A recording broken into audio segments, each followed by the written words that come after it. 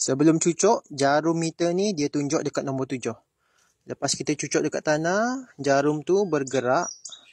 Kita tengok dia berhenti dekat nombor 6 lebih, 6.6 macam tu kan. Benda ni kita panggil pH meter untuk kita cek berapa pH tanah kita, sama ada berasid ataupun beralkali.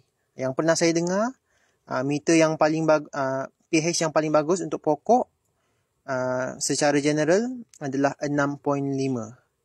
6.5. Itu yang saya pernah dengar lah, tak tahulah betul ke salah. pH meter ni antara benda yang penting juga untuk korang yang tanam pokok.